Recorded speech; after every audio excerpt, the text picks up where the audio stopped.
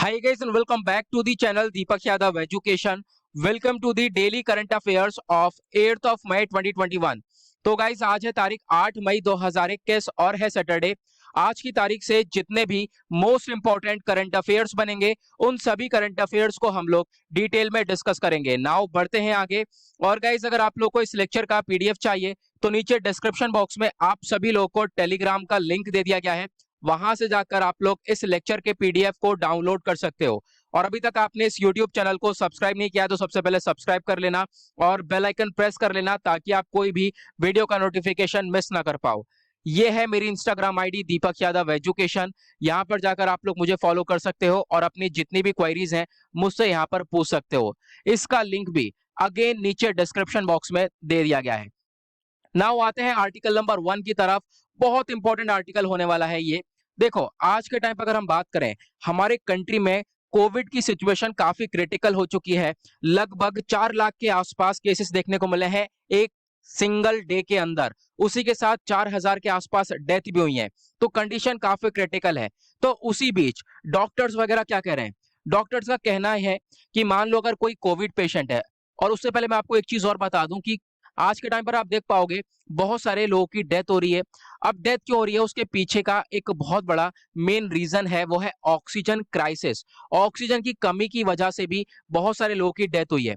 Now doctors ने इन सभी चीजों को देखते हुए बताया है कि अगर कोई कोविड पेशेंट है, उसे सांस लेने में परेशानी हो रही है, तो उसको प्रोनिंग पोजीशन में रहना है। नाउ इसी वर्ड को हम अच्छे से डिस्क्राइब करने वाले हैं इस पर्टिकुलर आर्टिकल में। ये प्रोनिंग क्या होता है अच्छे से मैं पिक्चर्स वगैरह के थ्रू आपको क्लियर करूंगा। ये आर्टिकल एक अवेयरनेस आर्टिकल भी माना जाएगा।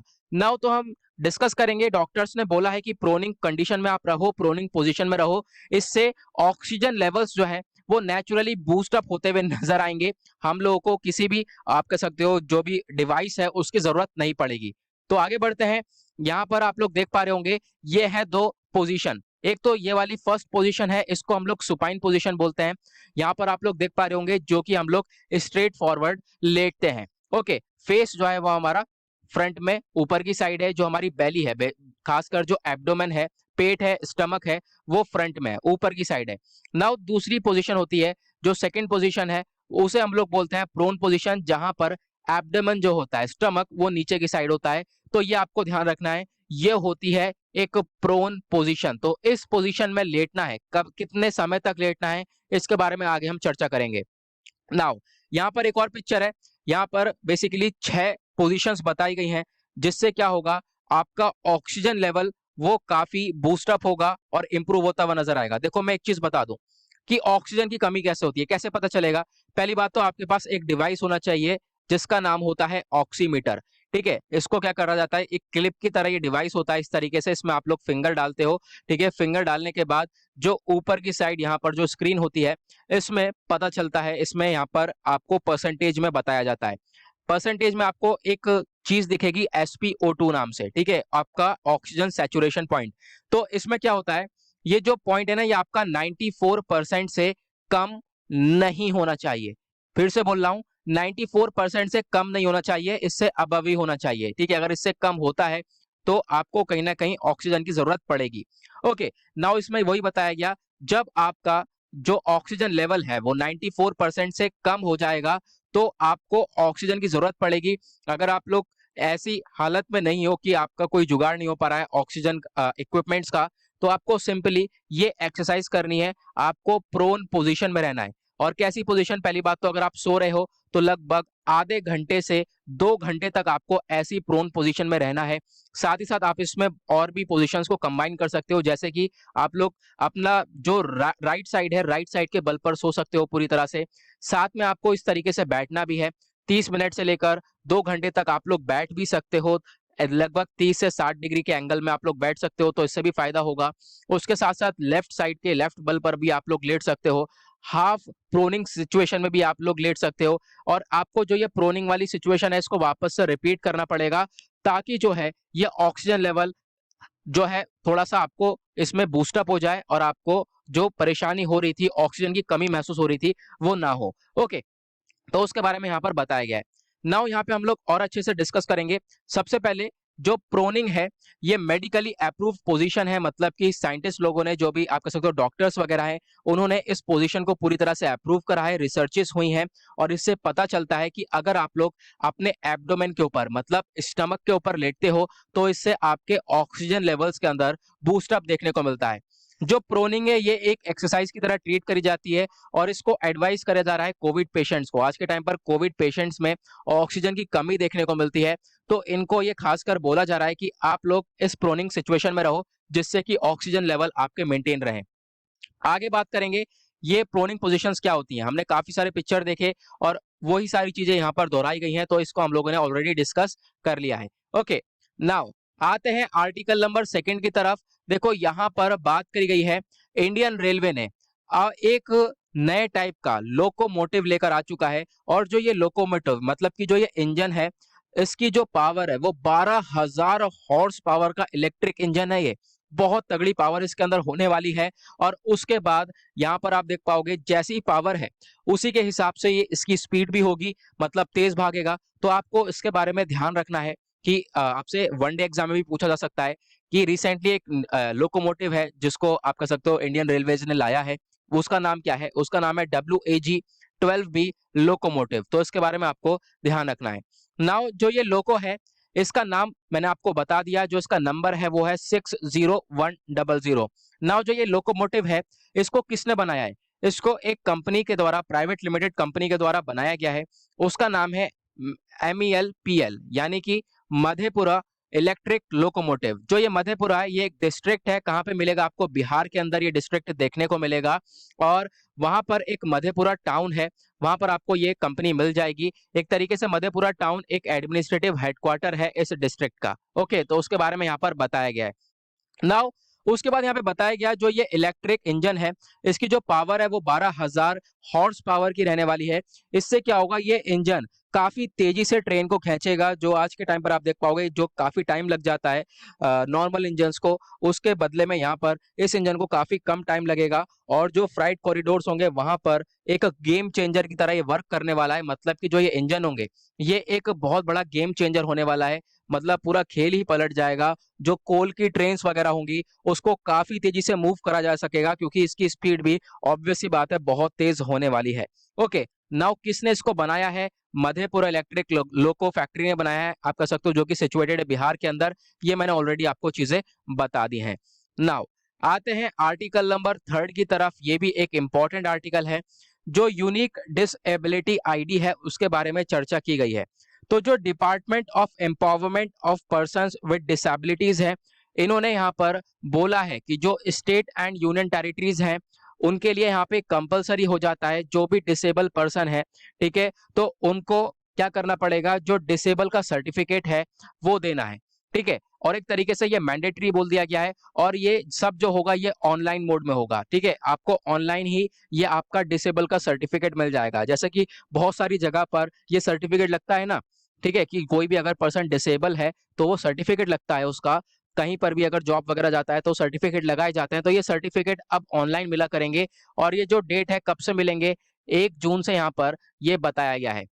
नाउ जो सेंट्रल गवर्नमेंट है उन्होंने नोटिफाई करा किस चीज को? Right of persons with disabilities rules. मतलब कि देख पाओगे जो डिसेबल लोग होते हैं, अपाहिज लोग होते हैं, उनके लिए भी बहुत सारे आप कह सकते हो राइट्स हैं, हक हैं। तो यहाँ पे ये जो रूल्स 2017 के जो रूल्स हैं, इसका जो रूल नंबर 18 है वो ये बोलता है कि जो सेंट्रल गवर्नमेंट है उसको एक डेट अपॉइंट करनी पड़ेगी और जो स्टेट और यूनियन टेरिटरीज अथॉरिटीज हैं इनको मैंडेटरी बोल दिया जाएगा, कंपलसरी बोल दिया जाएगा कि आपको सर्टिफिकेट और डिसेबिलिटी जो है ऑनलाइन मोड के थ्रू देना पड़ेगा, ठीक है। आज के टाइम पर ऑनलाइन मोड के थ्रू भी हम लोग इस डिसेबिलिटी का सर्टिफिकेट देंगे, जो भी लोग हैं जिनको इस सर्टिफिकेट चाहिए। पहले ऐसा नहीं होता था, पहले ऑनलाइन मोड में यहाँ पर नहीं देखने को मिलता था, अब यहाँ पर ये ऑनलाइन मोड में दिया जाएगा। ओके, तो यहाँ पर उसी के बारे में बार बार वो चीजें बताई गई हैं। मैंने आपको बता दिया कि जो ये यूनिक डिसएबिलिटी आईडी प्रोजेक्ट है इसको आप कह सकते हो इम्प्लीमेंटेशन में लाया गया था लगभग 2016 में ही हम लोगों ने इसको लेकर आए थे और तब से हमारी कोशिश ये है कि हम जल्द से जल्द ये सर्टिफिकेट दे सके ताकि लोगों को दिक्कतें ना हो और इसको ऑनलाइन मोड में कन्वर्ट कर सकें, ठीक है। एक मात्र एक आप कह सकते हो इस आर्टिकल का पर्पस यह है कि जो ये भी सर्टिफिकेट है इनको ऑनलाइन मोड में दिया जाए। ओके, नाउ आते हैं आर्टिकल नंबर 4 की तरफ। आप यहाँ पर बद्रीनाथ के बारे में आपने सुना ही होगा। तो जो मेमोरेंडम ऑफ अंडरस्टैंडिंग है वो साइन करी गई है बहुत सारी कंपनीज के द्वारा, और बहुत सारे आप कह सकते हो कंपनीज ने इस मेमोरेंडम ऑफ अंडरस्टैंडिंग को साइन किया है और बोला है जो ये पर्टिकुलरली एरिया है जहां पर आप देख पाओगे बद्रीनाथ का मंदिर, तो वहां पर जो डेवलपमेंट है उसको वापस से आप कह सकते हो रीडेवलप करा जाएगा, वहां पे बहुत सारी चीजों के ऊपर विकास करा जाएगा, उसके बारे में बताया गया है। तो हम डिस्कस करेंगे कितनी कॉस्ट वगैरह लग रही है। तो सबसे पहले जो मेमोरेंडम ऑफ अंडरस्टैंडिंग है ये साइन करी गई है किस किस के बीच में, ऑयल एंड गैस पीएसयूज के बीच में, जैसे कि Indian Oil, BPCL, HPCL, ONGC and GAIL हो गया, इन सभी के द्वारा। और साथ ही साथ श्री बद्रीनाथ उत्थान चैरिटेबल ट्रस्ट के द्वारा यहाँ पर इन दोनों के बीच में ये मेमोरेंडम ऑफ अंडरस्टैंडिंग साइन किया गया, ताकि जो ये टाउन है जहां पर आप कह सकते हो ये बद्रीनाथ मंदिर लोकेटेड है, उस टाउन को वापस से रीडेवलप करा जाए, वहां पर विकास करा जाए, ओके, और उसको एक स्मार्ट हिल टाउन बनाया जाए। नाउ कितना पैसा लगाया जा रहा है देख पाओगे आप। जो मेमोरेंडम ऑफ अंडरस्टैंडिंग है ऑयल एंड गैस के बीच में जो भी यहाँ पर हुई है, ये लोग लगभग 99.60 करोड़ रुपए प्रोवाइड करवाने वाले हैं। जो भी ऑयल एंड गैस पीएसयूज हैं वो सब इतना पैसा कंट्रीब्यूट करेंगी। अब इस पैसा का इस्तेमाल किस किस चीज में किया जाएगा, जैसे मैंने बताया विकास किया जाएगा, जैसे कौन कौन सी जगह पर, जैसे जो रिवर एम्बैंकमेंट है उसके ऊपर काम किया जाएगा, और जो वेहिकुलर पाथ है मतलब जहां पर गाड़ियां वगैरह चलती हैं उस वाली रोड्स को अच्छी तरीके से बनाया जाएगा, जो ब्रिजेस हैं पुल बनाए जाएंगे। साथ ही साथ जो आज के टाइम पर पहले से ही काफी सारे ब्रिज पुल वहां पर आपको देखने को मिलेगा, उनको और ज्यादा सुंदर किया जाएगा। साथ ही साथ गुरुकुल फैसिलिटीज लाई जाएंगी जिसके अंदर आपको एकोमोडेशन देखने को मिलेगा, टॉयलेट्स क्रिएट किए जाएंगे, वाटर फैसिलिटीज मिल जाएगी, और गलियों में जो स्ट्रीट लाइट्स होती हैं वो भी लगवाई जाएंगी, मुराल पेंटिंग्स होंगी, और भी बहुत सारी चीजें होंगी जिसके ऊपर इतना अमाउंट लगाया जाएगा और चीजों के ऊपर विकास किया जाएगा। नाउ जो बद्रीनाथ एक होली टाउन है, नगर पंचायत है, कहां पर, चमोली डिस्ट्रिक्ट के अंदर आपको देखने को मिलेगा, कहां पर, उत्तराखंड के अंदर, ओके। नाउ यहाँ पे आपने सुना होगा चार धाम के बारे में, तो बहुत आपने सुना होगा। तो चार धाम में से एक बहुत ही पॉपुलर ये धाम है बद्रीनाथ टेम्पल, जहां पर लोग जाते हैं। और जो बद्रीनाथ है इसको रीएस्टेब्लिश कर दिया गया था एक मेजर पिलग्रिमेज साइट के तौर पे, यानी जो जिसको हम लोग तीर्थ यात्रा बोलते हैं ना, तो तीर्थ यात्रा के तौर पे इसको एस्टेब्लिश किया गया। और इसको किसने एस्टेब्लिश किया था, इसको रीएस्टेब्लिश किया गया था आदि शंकरा जी के द्वारा 8th सेंचुरी में। ओके, नाउ जो ये बद्रीनाथ और बद्री नारायण टेम्पल है ये एक हिंदू टेम्पल है जो कि डेडिकेट करता है विष्णु जी को। और ये कहाँ पे सिचुएटेड है, आपको वहीं पर अलकनंदा रिवर देखने को मिलेगी, तो अलकनंदा नदी के किनारे ही ये आपको टेम्पल देखने को मिल जाएगा, उसी एरिया में डेवलपमेंट होगा। नाउ आते हैं आज के फोर्थ या फिफ्थ आर्टिकल है हमारा, जो भी हो। तो ये काफी इंपॉर्टेंट आर्टिकल अगेन, और आज का ये बहुत वेरी वेरी इंपॉर्टेंट आर्टिकल होने वाला है। हुआ क्या है देख पाओगे, दहला डैम की बारे में बात हुई है। जो दहला डैम है ये आपको अफगानिस्तान के अंदर देखने को मिलेगा। अब हुआ क्या है, इस डैम को कैप्चर कर लिया गया है तालिबान ऑर्गेनाइजेशन के द्वारा, जो वहां की मुस्लिम ऑर्गेनाइजेशन, टेररिस्ट ऑर्गेनाइजेशन है, उसने इसको कैप्चर कर लिया है, एक तरीके से इसको अपने कब्जे में ले लिया है। तो इसके बारे में डिस्कस करेंगे, ये एग्जैक्टली कहां पर है, और इसके बारे में बहुत सारी चीजें हैं जो कि आपके एग्जाम के पॉइंट ऑफ व्यू से बहुत इंपॉर्टेंट होने वाली हैं। तो यहाँ पे आप लोग देख पा रहे होंगे तालिबान ने कैप्चर किया है अफगानिस्तान का सेकंड बिगेस्ट डैम, ठीक है, अफगानिस्तान में जो दूसरा सबसे बड़ा बांध है वो यही है, जिसका नाम है दहला डैम। और यहाँ पे आप देख पाओगे इसके पीछे का रीजन क्या है, लेकिन उससे पहले एक बार लोकेशन अच्छे से देख लेते हैं। ये है इंडिया का मैप, और इंडिया के कंपैरिजन में आपको देखने को मिलेगा ऊपर ये अफगानिस्तान। ओके, नाउ अब आपको ये बताना है क्या अफगानिस्तान इंडिया से बाउंड्री शेयर करता है, जरा नीचे कमेंट सेक्शन में बताना। आते हैं यहाँ पर।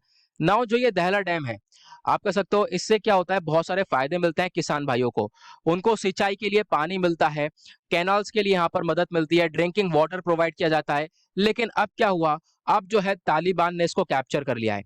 अब मैं आपको अफगानिस्तान के अंदर की सिचुएशन बताता हूँ, अफगानिस्तान के अंदर एग्जैक्टली क्या है आज के टाइम पर। देखो यहाँ पे हम लोग थोड़ा सा स्ट्रक्चर वगैरह बना के समझते हैं। देखो अफगानिस्तान जो है ना, वहां पर एक लंबे समय से बहुत ज्यादा डिस्प्यूट है। एक तरफ है अफगानिस्तान की गवर्नमेंट, अफगान सरकार है, ठीक है, दूसरी तरफ आपको देखने को मिलेगा तालिबान, जिसको हम लोग टेररिस्ट ऑर्गेनाइजेशन बोलते हैं, ठीक है, या फिर मुस्लिम ऑर्गेनाइजेशन भी बोली जाती है। ना अगर हम बात करें इन दोनों ही के बीच में हमेशा से ही डिस्प्यूट रहता है। तालिबान चाहता है कि इसके कंट्रोल में पूरी तरह से अफगानिस्तान हो जाए। अफगानिस्तान सरकार चाहती है इनके मुताबिक जो है सारी चीजें चलें।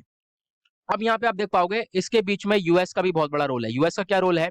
यूएस साल 2001 में अफगानिस्तान में एंटर करा था अपने जवानों के साथ, तो उनके ट्रूप्स जो है यहाँ पर एंटर कर चुके थे साल 2001 में। इसके पीछे का रीजन क्या है?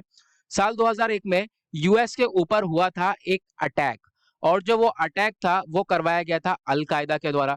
ठीक है, नाउ जो ये अल कायदा है, और एक तरीके से अल कायदा का आप कह सकते हो लीड जो कौन करता था वो था ओसामा बिन लादेन। अल कायदा जो है कहाँ पे रहता था? ये अफगानिस्तान के अंदर में रहता था। और अफगानिस्तान में जो अल कायदा था उसको सपोर्ट कौन करता था? तालिबान सपोर्ट करता था। नाउ उस टाइम पर तालिबान काफी चलता था, ये साल 2001 के बारे में बात हो रही है। तो यूएस में जब ये अटैक हुआ, यूएस तो डर गया यार कि मतलब ऐसी सिचुएशन क्रिएट हो गई।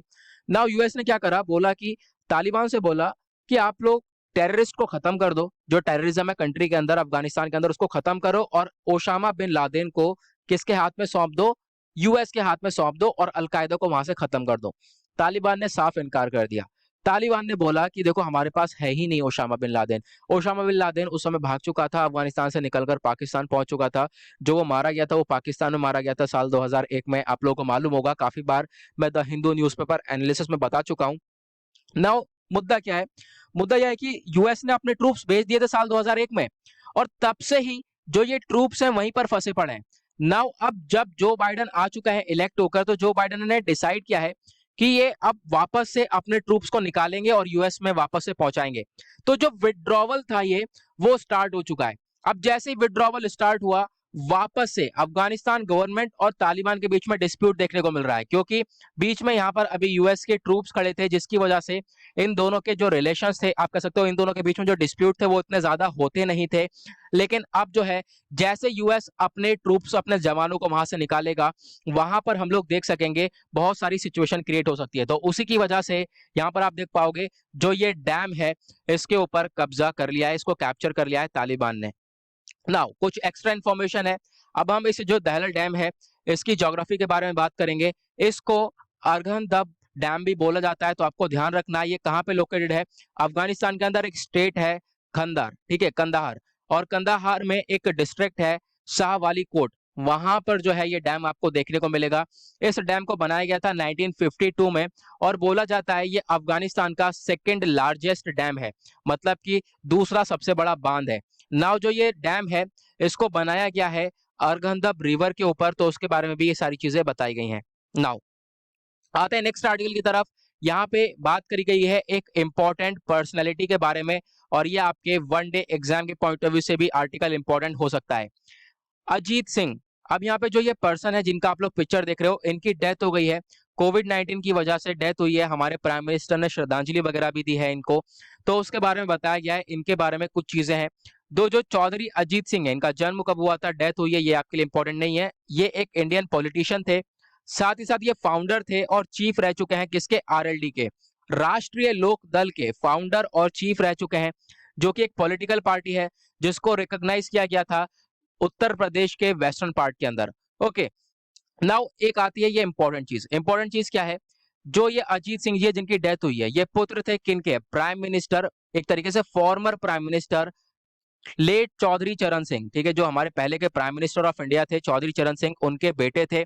साथ ही साथ जो ये अजीत सिंह है जिनकी डेथ हुई है अभी, ये मिनिस्ट्री ऑफ इंडस्ट्री के तौर पे भी काम कर चुके हैं, मिनिस्ट्री ऑफ फूड के तौर पर भी काम कर चुके हैं, साथ ही साथ यूनियन मिनिस्टर ऑफ एग्रीकल्चर भी रह चुके हैं, और union minister of civil aviation भी रह चुके हैं। तो काफी इंपॉर्टेंट पर्सनैलिटी बन जाते हैं।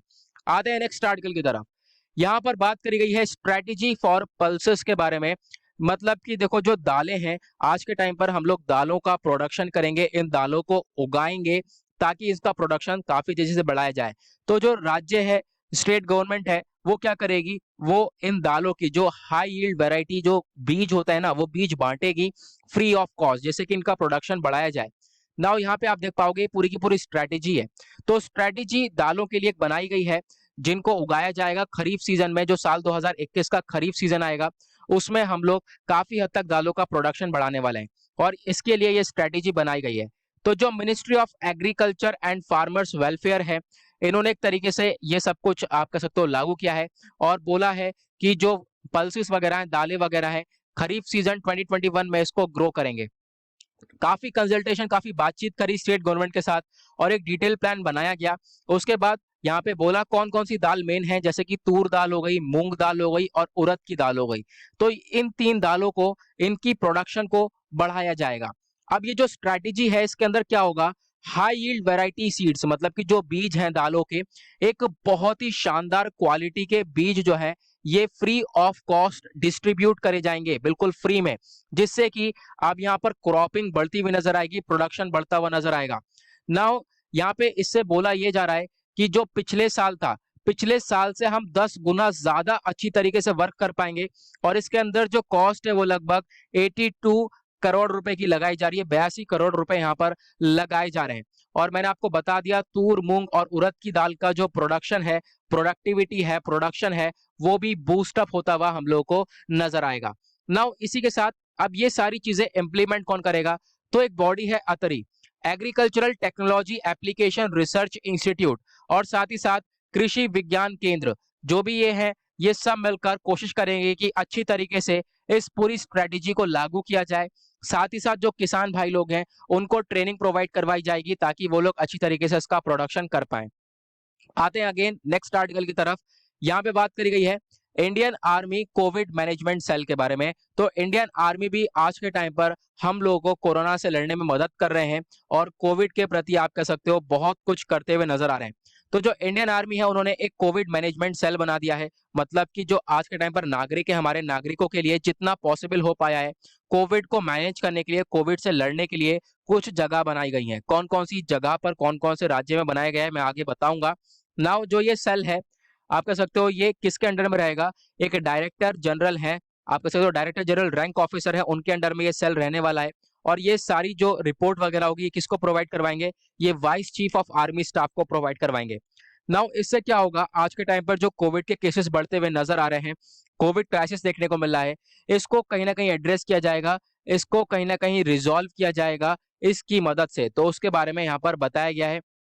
अब यहाँ पर हुआ क्या था, देखो अभी मैं आपको बताता हूँ, जो सिविल एडमिनिस्ट्रेशन है ये दिल्ली के अंदर ऑलरेडी इसको प्रोवाइड किया गया है, मतलब कि आर्मी ने दिल्ली के अंदर इस चीज को ऑलरेडी लागू किया है। जैसे कि आर्मी दिल्ली के अंदर मिलिट्री हॉस्पिटल आपको देखने को मिलेंगे, तो मिलिट्री हॉस्पिटल के अंदर लोगों का एडमिशन हो एक तरीके से, मतलब जिसको लोगों को एडमिट करना हो उनको एडमिट किया जाए, मेडिकल इक्विपमेंट्स जो है वो प्रोवाइड किए जाए। तो मिलिट्री इस तरीके से वर्क कर रही है, जो भी मिलिट्री के पास अवेलेबल है वो कोविड के लिए लगा रही है, कोविड को मैनेज करने के लिए। तो दिल्ली के अंदर तो ये चीजें ऑलरेडी चल रही हैं। नाउ अब क्या हुआ है, इंडियन आर्मी ने नेशनल लेवल पर इन चीजों को इंप्लीमेंट किया है, मतलब कि दिल्ली के अलावा और भी बहुत सारे स्टेट्स हैं जहां पर आप देख पाओगे मिलिट्री हॉस्पिटल्स आपको देखने को मिलेंगे। उसमें अब यहाँ पर क्या होगा, जो भी सिविल अथॉरिटीज हैं, एक तरीके से जो भी नागरिक लोग हैं, तो उन सबको ट्रीट किया जाएगा ताकि हम कोविड से जल्दी लड़ पाए।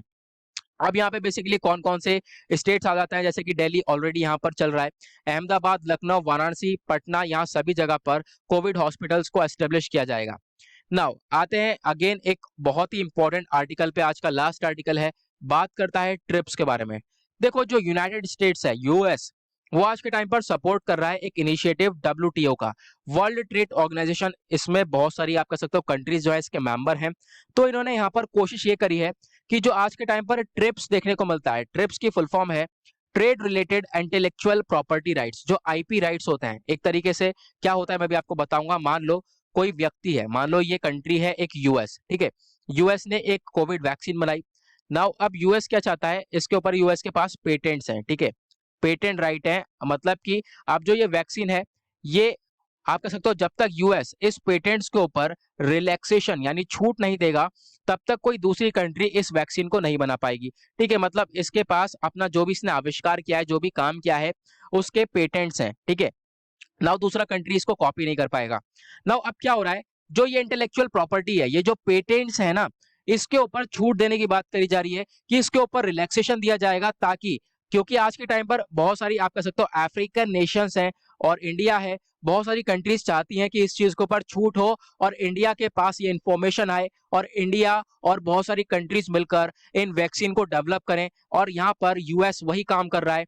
यूएस अब जो है इन वैक्सीन के ऊपर एक छूट प्रोवाइड करवा रहा है, तो उसके बारे में बताया गया है, ठीक है, तो पेटेंट्स के बारे में हम लोगों ने यहाँ पर बात करनी है।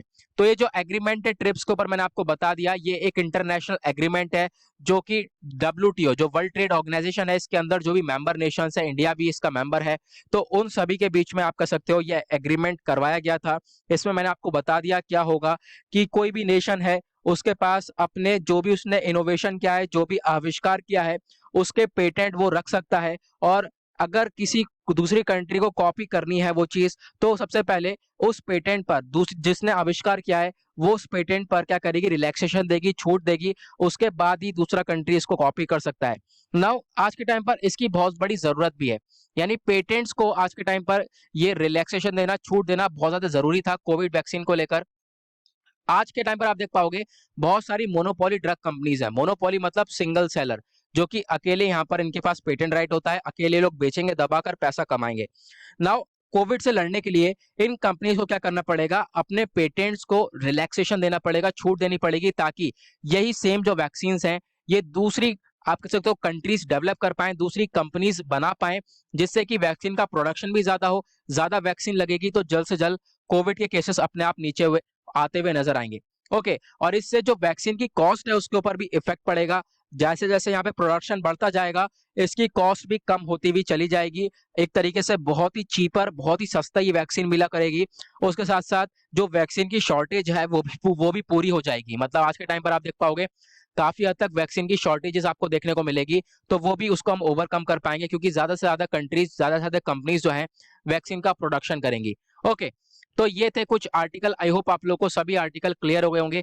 और यहाँ पे जो ये वीडियो है ये बहुत इंपॉर्टेंट अब हो जाता है, क्योंकि इसमें मैं डिटेल में काफी सारी चीजें डिस्कस करता हूँ। ओके, तो यूपीएससी के पॉइंट ऑफ व्यू से मैंने सारे आर्टिकल्स यहाँ पे डिस्कस किए हैं जितने भी इंपॉर्टेंट है। नोट्स वगैरह जहाँ पे भी आप बनाते हो तो बनाते रहना। और अगर आप लोग कोई भी प्रॉब्लम्स होती हैं तो नीचे डिस्क्रिप्शन बॉक्स में मेरा इंस्टाग्राम का लिंक है, वहां पर जाकर मुझे फॉलो करो और अपनी जितनी भी क्वेरीज हैं मुझसे वहां पर पूछ सकते हो।